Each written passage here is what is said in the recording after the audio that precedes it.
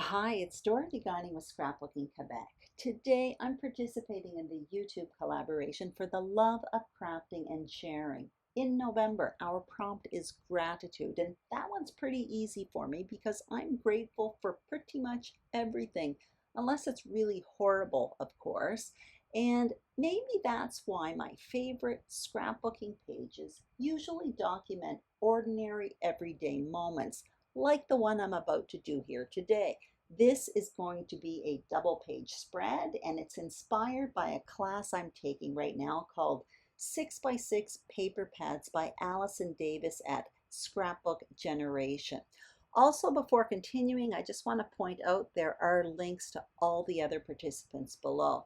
Here's what I'm going to be using. The paper mostly comes from Doodlebug Designs Pumpkin Spice collection. I don't end up using those alphas, however.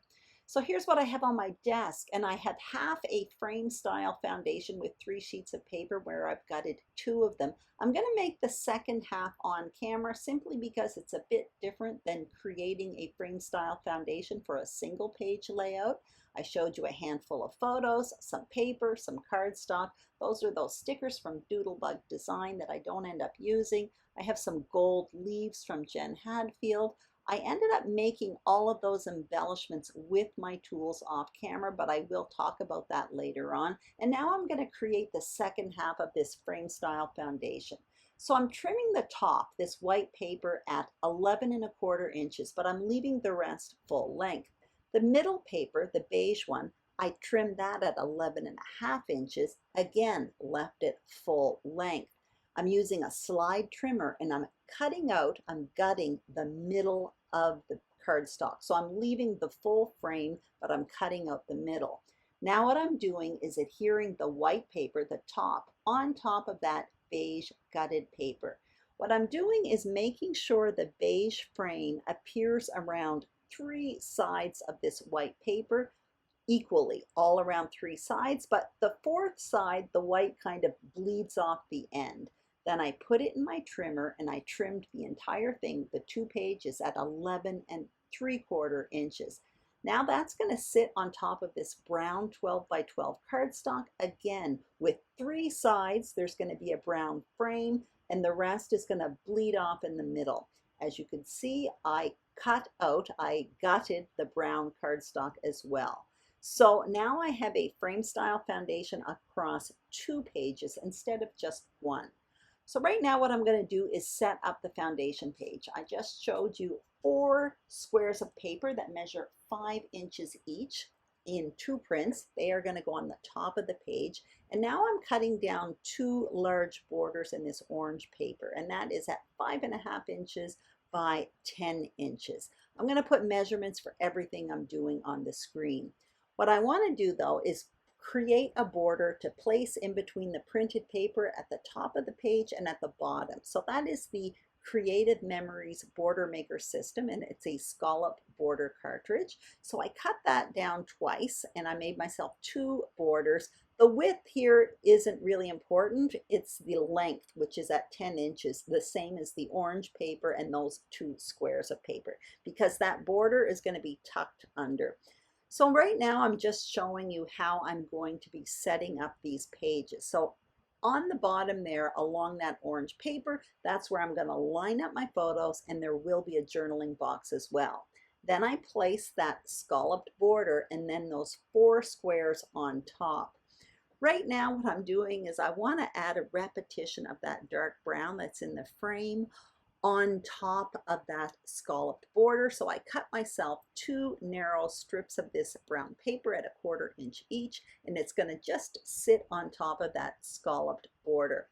Before continuing, I want to create my journaling box. So I'm taking this printed paper with the leaves and I'm trimming it down at 3 inches by 4 1/2 inches. And now what I'm doing is simply cutting myself a little bit of this striped paper. I'm just putting a hint of it at the bottom of that paper, but I'm going to cover most of it up with a journaling box. So that's simply a Project Lifestyle card from my stash. I trimmed it down and I'm adhering it on top of this photo mat basically, and it's going to fit in between those two photos. So now I'm going to adhere all of these page parts to my page before continuing. But look at the order in which I'm doing it. I start with that orange paper at the bottom, which is, by the way, about 3/4 of an inch from the bottom. I'm adhering my photos as well as the journaling box. Next is the scalloped border because I want it to just sit on top of those photos. And now I'm adhering those two squares on top of it. And finally, of course, I'm going to adhere this little narrow brown strip above that scalloped border. That's it. Now off camera, I did the very same thing with the right page, exactly in the same order. Now I have my focal point photo. It's going to go on the top part of the page on the right, but I'm hesitating between a dark brown photo mat and a beige one. Honestly, I thought I would go with beige. I end up with brown, but at this point I'm undecided, so I simply cut myself two, and I'm just going to leave it there for a little while until I make my decision. Because I'm using scraps of paper, these were both papers from behind my foundation page, I didn't mind cutting into them. It wasn't like cutting into a full brand new piece of paper or anything like that. And I'll use it for some punch art later on.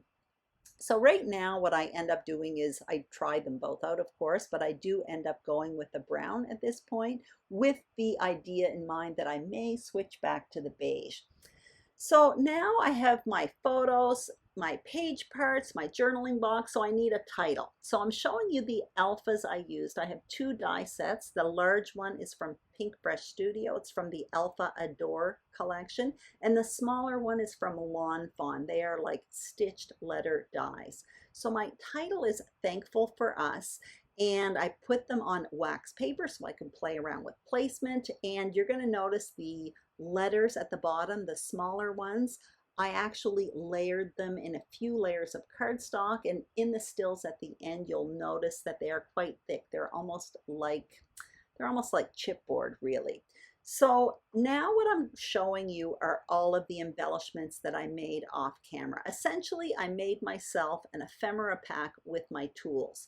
So my inspiration came from that sticker sheet from Doodlebug Design. Now, as you can see, some of it's been used up, but on that sticker sheet, there were acorns, there were foxes, there were leaves.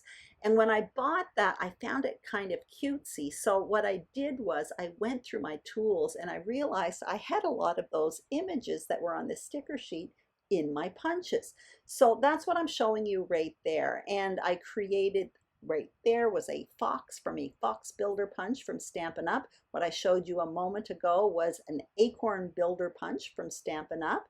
That there goes with the Fox Builder Punch, that stamp set. So that's what I created those speech bubbles with. And I had a leaf punch that I showed you earlier, a large leaf punch that's been getting a lot of mileage from me this month.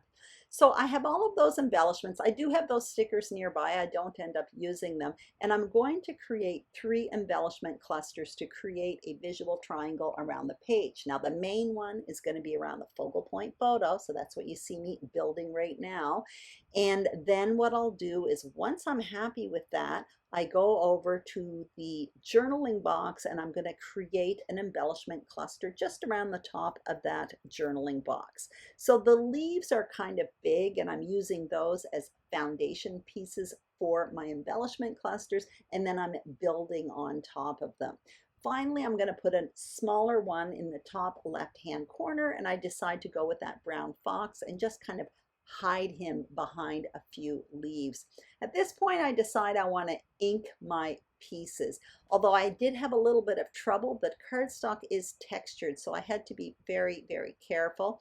I showed you how I started, but I just simply continued with that. So I inked everything, including those little foxes. And now what I'm doing is simply adhering all of those pieces to the page, more or less exactly how I had placed them. Now at one point I do end up putting that little speech bubble with the hearts above those 2 foxes. you're going to notice in the still photos at the very end of this video, that speech bubble disappears and is replaced by leaves, but it does stay there for a little while. And some of these pieces I am adding foam adhesive to. I added foam adhesive to one of the two foxes, also to the acorn as well.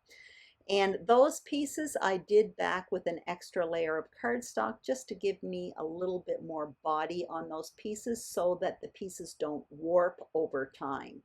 I didn't adhere quite yet those acorns by the journaling box simply because I plan on covering up the words that are pre-written on top of that journaling box, and I'll do that a little bit later on.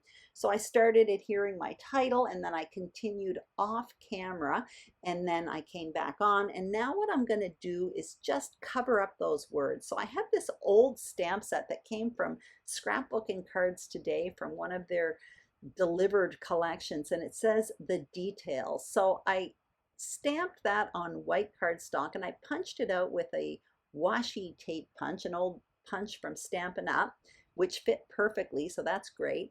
But I do want to matte that a little bit because it's kind of white on white, so I cut myself down a little piece of that green cardstock, and I'm happy with that. I'm going to adhere that on top of the journaling box, and that is why I hadn't adhered those acorns, because I knew I was going to be covering up those words. So I get this down. I will adhere those acorns. Again, one of the acorns is going to be popped up on foam adhesive. And all that's left to do here is just a few finishing touches. And you're going to see that I do get out those stickers from Doodlebug Design. I don't end up using them, but I do have these gold puffy type stickers from Jen Hadfield. I think it's from the Avenue collection. Anyway, I end up adding some of those puffy gold leaves in with all those clusters. At this point, I changed that speech bubble from brown to beige, but like I said, in the very end, you're going to notice it's gone, and I end up replacing it with a few leaves, and that's it. So I'm kind of fussing around with these little gold leaves right now, and then I stopped the camera, but you're going to see I just continued doing that. And in the stills, all you're going to notice is the speech bubble is gone and that I've done my journaling. And one other thing I did, I ended up coloring in the word "the details" with a little alcohol marker, and that is it. I hope you enjoyed this video. If you did, please give it a thumbs up.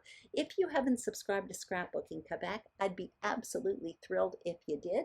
Don't forget to check out all the other participants. Their links are in the description box below.